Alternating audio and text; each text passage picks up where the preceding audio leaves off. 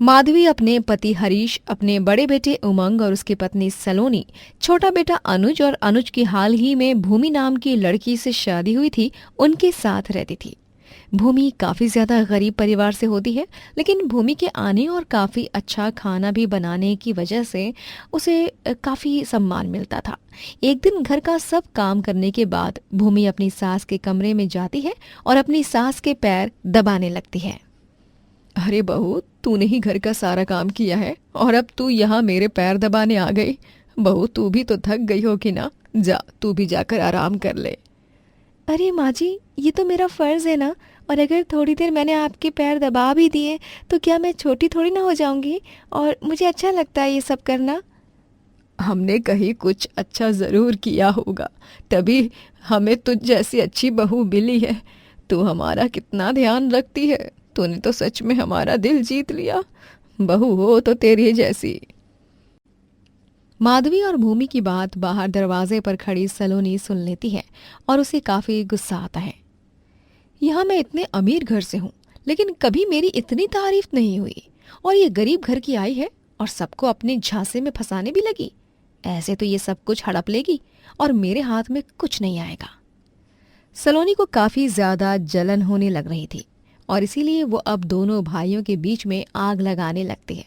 ऐसे ही एक रात उमंग जब घर आता है तो सलोनी अपने पति से बोलती है, आपको नहीं लगता कि आपके साथ कुछ ज्यादा ही गलत हो रहा है? गलत हो रहा है? मैं कुछ समझा नहीं, क्या गलत हो रहा है? अब आप खुद ही देख लो ना। आप घर में ज्यादा पैसे लाते हो, आपका छोटा भाई कुछ नहीं करता, थोड़े बहुत कहीं से ले आता है और उसको बराबर की इज्जत मिलती है। कल को बराबरी सब कुछ मिलेगा। मैं आग नहीं लगा रही हूँ, लेकिन मैं आपकी पत्नी हूँ और मुझे बुरा लगता है कि आपके साथ ये सब क्यों हो रहा है।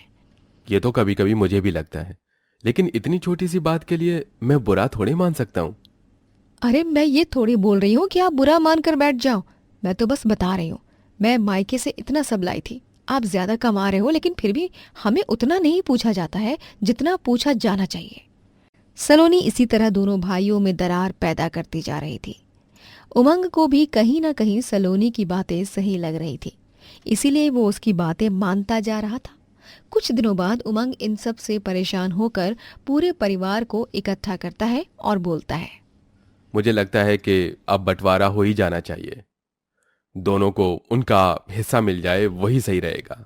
अचानक से ये क्या बोल रहा है तू? बंटवारा? हाँ भैया, आप अचानक से बंटवारे की बात कैसे बोल रहे हैं? कुछ हुआ है क्या? कुछ हुआ नहीं है, लेकिन मुझे बंटवारा चाहिए। मैं अब एक साथ नहीं रह सकता। अगर भैया चाहते हैं कि बंटवारा कर ही दो, जब साथ रहकर इतनी परेशानी हो रही है, तो अलग हो जाना ही बेहतर है। उमंग और अनुज दोनों ही अब बंटवारे के लिए बार बार बोलते हैं। बच्चों के इतना बोलने पर माँ बाप भी कुछ नहीं कर पाते और वो बंटवारा कर ही देते हैं, जिसके बाद अनुज अपनी पत्नी के साथ अलग हो जाता है। अनुज के अलग होते ही सलोनी गांव के सेठ के पास जाती है और सेठ से बोलती है, अरे सेठ जी, आपने अनुज से अपने पैसे नहीं लिए क्या? अब तो बंटवारा हो गया, अनुज के पास काफी पैसे आ गए, जायदाद भी मिली है। सलोनी की बात सुनकर सेठ तुरंत अनुज के नए घर पहुंच जाता है, जहां अनुज अपनी पत्नी के साथ था। सेठ अनुज पर चिल्लाते हुए बोलता है, यहाँ पैसे आ गए और ऐश करने लग गए। मेरे कर्जे का क्या है? अपनी बीवी के इलाज के लिए मुझसे जितना कर्जा लिया था वो कब चुकाएगा? पता है ना, ब्याज भी बन रहा है उसका। सेठ जी, मैंने आपसे कहा तो था कि मैं धीरे धीरे आपके पैसे चुका दूंगा। आप अचानक से कैसे पैसे लेने आ गए? अचानक से? अरे मेरे पास पैसे खाकर बैठा है और शर्म भी नहीं आ रही है? हाँ, मुझे नहीं पता। मुझे अभी के अभी अपने सारे पैसे सूद समेत चाहिए। अगर मेरे पैसे नहीं चुकाए तो अच्छा नहीं होगा। सेठ अनुज से उसका बंटवारे में मिला हिस्सा सब कुछ ले लेता है और फिर अनुज अपनी पत्नी के साथ एक टूटे फूटे घर में आ जाता है। मुझे माफ कर दो, मेरी वजह से तुम्हें इतनी मुश्किलों का सामना करना पड़ रहा है। अरे आप माफी क्यों मांग रहे हो? मैं आपकी पत्नी हूँ, आपके सुख दुख की साथी हूँ, इसीलिए आपके साथ हर जगह चलना मेरा फर्ज है। भूमि और अनुज एक दूसरे का साथ देते रहते हैं।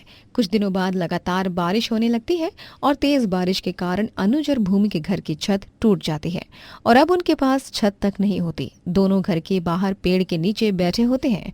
2 दिन निकल जाते हैं। तीसरे दिन गांव का विधायक वहां आता है और वो गरीब लोगों से बोलता है।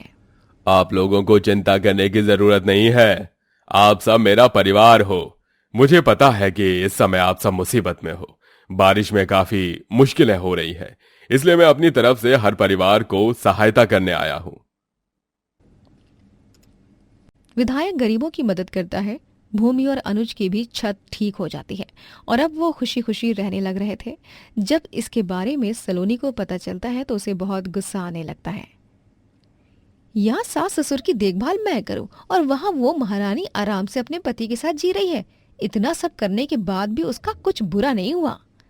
सलोनी के मन में फिर बहुत गुस्सा भर जाता है, लेकिन अब वो कुछ कर भी नहीं पा रही थी। कुछ दिनों बाद सलोनी बाजार से घर जा रही होती है कि तभी एक चोर उसका पर्स चोरी करके भाग जाता है। अरे चोर चोर चोर, कोई है मेरा पर्स! सलोनी का पर्स चोरी हो जाता है और वही सलोनी रोने लगती है। तभी सलोनी की देवरानी हाफते हुए आती है और पर्स देते हुए बोलती है, दीदी ये रहा आपका पर्स। बड़ी मुश्किल से पकड़ा था चोर को, वरना वो तो लगभग भाग ही गया था। देख लो सब ठीक तो है ना?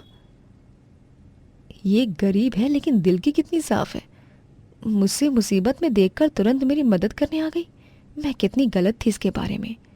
भूमि को अपनी मदद करते हुए देख सलोनी को भी अपनी गलती का एहसास होता है और वो तुरंत पूरे परिवार को इकट्ठा करके बोलती है, मुझे माफ कर दीजिए। हमारे घर का बंटवारा मेरी वजह से हुआ है। मैंने ही दोनों भाइयों के बीच में दरार पैदा की है। मुझे भूमि से जलन होने लगी थी और इसीलिए ही मैंने ये सब किया। आप सब मुझे माफ़ कर दीजिए। दीदी कोई बात नहीं, गलती सबसे होती है और अब हम वापस से एक परिवार बन तो गए हैं ना। सलोनी को सब लोग माफ़ कर देते हैं और इसी के साथ अंत में पूरा परिवार खुशी खुशी रहता है। जादुई आईफोन की खेती। एक गांव में गोलूचंद नाम का एक लड़का रहता है जिसकी अभी शादी की उम्र हो चली थी, लेकिन वो अभी तक आराम से घर पर ही बैठा होता है और खा खा कर मोटा हो चुका होता है। उससे उसके माता पिता कविता और बंसीलाल बहुत परेशान हो चुके थे। वाह वाह वाह वाह वाह माँ, आज आपने गाजर का हलवा बनाया है। बहुत ही अच्छी महक आ रही है। जल्दी जल्दी दे दो मुझे, मैं तो पूरी कढ़ाई भरकर खाऊंगा ये गाजर का हलवा। अरे नालायक निकम्मे लड़के, तुझे बस खाना ठूसना आता है। अरे शादी की उम्र हो चुकी है और अब तक तू अपने पैरों पर खड़ा भी नहीं हुआ है। घर में बैठकर बस खा खा कर सांड की तरह फैलते जा रहा है। ना ठीक से पढ़ाई की, ना कुछ काम कर रहा है। ना जाने क्या होगा रे तेरा, है बेवकूफ कहीं का, निठल्ला निकम्मा। अरे माँ, भाऊजी, आप दोनों टेंशन क्यों लेते हो? मैं हूं ना, मैं आप दोनों को निराश नहीं होने दूंगा।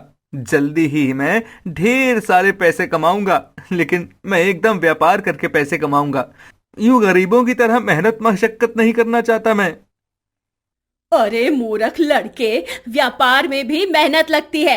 इस दुनिया में ऐसा कोई भी काम नहीं है जिसमें मेहनत ना लगे। परिश्रम करेगा तभी ही जीवन में सफल हो पाएगा। ये बस आप सबकी सोच है। मैं तो अपने तरीके से अमीर होऊंगा। आप लोग बस देखते रहना, अपना टाइम आएगा। अरे बक, बड़ा आया अपना टाइम लाने वाला। टाइम की कदर कर पहले।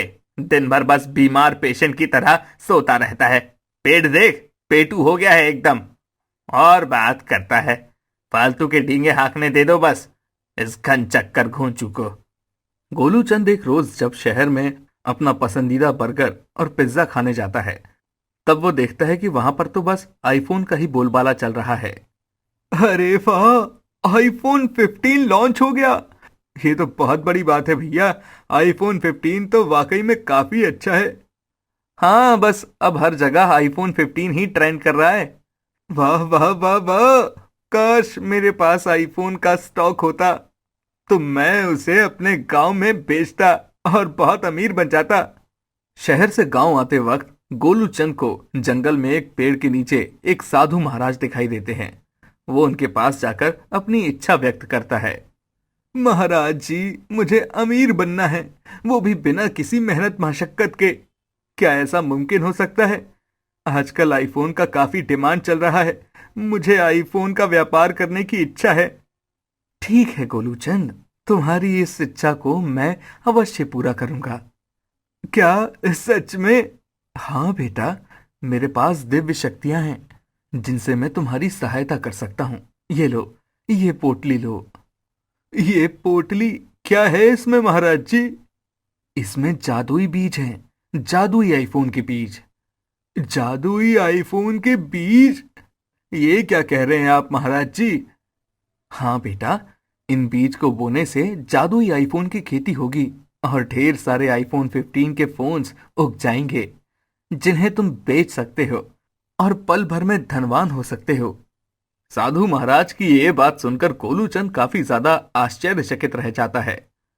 तुम्हें बस बीज बोना है और बस आईफोन को बेचना है, ना कोई खून पसीने वाली मेहनत और ना कुछ। आराम से तुम करोड़पति बन सकते हो। धन्यवाद महाराज जी, मैं आपको बता नहीं सकता कि मैं कितना खुश हूं। मैं हमेशा के लिए आपका एहसानमंद रहूंगा। आयुष्मान भव। गोलूचंद अब उस बीज को जाकर बोता है और उस जगह पर अगले ही दिन आईफोन की खेती होती है। हर तरफ ढेर सारे आईफोन 15 होते हैं और उन्हें निकालने पर वहां और भी नए आईफोन 15 उग जाते हैं। मेरी आंखों को तो ये सब देखकर विश्वास ही नहीं हो पा रहा है। ये तो सच में चमत्कार हो गया है।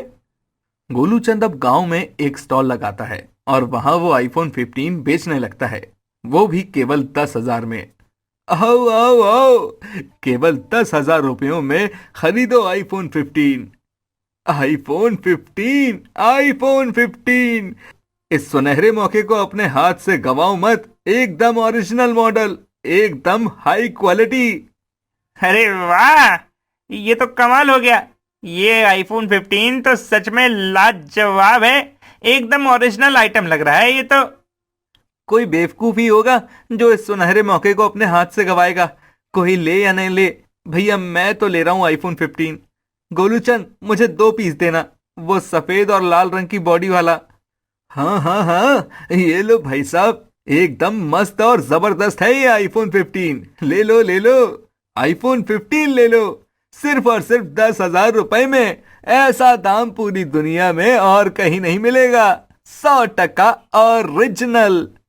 अब 10,000 का आईफोन 15 देखकर सभी गांव में आकर गोलूचंद के स्टॉल के पास लंबी लाइन लगा लेते हैं और वो आईफोन 15 खरीदने लगते हैं। एक ही दिन में गोलूचंद ढेरों आईफोन 15 के फोन्स की बिक्री करता है और लाखों रुपए कमा लेता है और वो आधे पैसे अपने बाबूजी बंसीलाल को दे देता है। देखा बाबूजी, मैंने कहा था ना आपसे, अपना टाइम आएगा। देखो अपना टाइम आ गया है। अभी ये मेरी कमाई के पैसे हैं, ये मैंने कमाए हैं अपने आईफोन 15 के व्यापार से। वाह बेटा वाह, बहुत खूब। मुझे लगा था कि तू तो बस हवा में ही बातें करता रहता है, लेकिन तू जो कुछ भी कह रहा था, तूने आज वो सब कुछ असलियत में करके दिखाया है। मुझे सच में बहुत गर्व महसूस हो रहा है बेटा तुझ पर। हाँ गोलू बेटा, हमें तुम पर नाज है। यूं ही तरक्की करते रहो और खूब आगे जाओ बेटा। लेकिन एक बात बताओ गोलू, तुम्हारे पास इतने सारे आईफोन कैसे आए? बारे बाबूजी, आप आम खाइए ना, गुठलियां क्यों गिन रहे हैं? मेरे दोस्तों का ग्रुप है, हमने आईफोन 15 को कम दामों में खरीदा है। व्यापारियों से कभी नहीं पूछते कि उन्होंने व्यापार कैसे किया है। काफी झोल झाल किया है बाबूजी, लेकिन आप चिंता मत कीजिए, मैंने कोई गलत काम नहीं किया है। आपकी तरह ईमानदारी से ही काम किया है, जो कुछ भी किया है। चलो ठीक है बेटा, तुम कह रहे हो तो तुम्हारी बातों पर हम आंख बंद करके विश्वास कर लेते हैं। गोलू बेटा, आज मैं तेरी पसंद के सारे पकवान बनाऊंगी। आज तूने जीवन में पहली बार इतने सारे पैसे कमाए हैं। आज तो बहुत खुशी का दिन है। हाँ माँ, जल्दी बनाओ, मेरे पेट में भी चूहे डिस्को डांस कर रहे हैं। गोलूचंद के माता पिता को लगता है कि उसने एक नेक काम किया है, लेकिन किसी को जादुई आईफोन की खेती के बारे में कुछ भी नहीं पता था। लेकिन 2 दिन बाद अचानक से सभी गांव वासियों का आईफोन 15 बंद पड़ जाता है और काम नहीं करता है। तुम्हारा भी आईफोन 15 खराब हो गया है? हाँ हाँ, मेरा भी और बाकी सबका भी। क्या? लेकिन ये कैसे हो सकता है? मुझे लगा ही था कि कुछ ना कुछ तो गड़बड़ जरूर होगी, और वही हुआ। उस मोटे गोलू चंद ने हमें अच्छा चूना लगाया है। 10,000 में ये सड़ा हुआ और डुप्लीकेट आईफोन 15 बेचकर। आज उस गोलू चंद की खैर नहीं। चलो गांव वासियों। सभी गांववासी एक साथ गोलू चंद के पास जाते हैं और उसे खूब मारते हैं और उससे अपने सारे पैसे भी ले लेते हैं। धोखेबाज, मक्कार आदमी, अरे तुम्हें शर्म नहीं आई सभी गांव वासियों के साथ इतना बड़ा स्कैम करने में? आज अपने पैसे लेकर तुम्हें छोड़ रहे हैं, लेकिन अगली बार अगर तुमने ऐसा कोई कांड किया तो तुम्हें सच में पुलिस के हवाले कर देंगे। नहीं नहीं नहीं, माफ कर दीजिए मुझे, मैं आइंदा से ऐसा कुछ भी नहीं करूंगा। सब चले जाते हैं और वहां पर साधु महाराज आते हैं। क्यों गोलूचंद, मिला तुम्हें तुम्हारे कर्मों का फल। तुमने हमेशा से ही मेहनत करने से अपने कदम पीछे रखे। तुम्हें बिना कुछ परिश्रम किए ही अमीर होना था, जबकि ये सरासर गलत है। मेहनत करोगे तभी सफल हो पाओगे, वरना यूं ही जीवन में हारते ही रहोगे। मुझे माफ कर दीजिए महाराज जी, आपने मुझे इस हादसे से सबक सिखाकर बहुत अच्छा किया है। अब मेरी आंखें खुल चुकी हैं और आज के बाद मैं कभी आलस नहीं करूंगा और मेहनत करके पैसे कमाऊंगा। इस हादसे से गोलू चंद को एक बहुत बड़ा सबक मिलता है और वो उस दिन के बाद से मेहनत करके पैसे कमाता है और जीवन में खूब सफल होता है।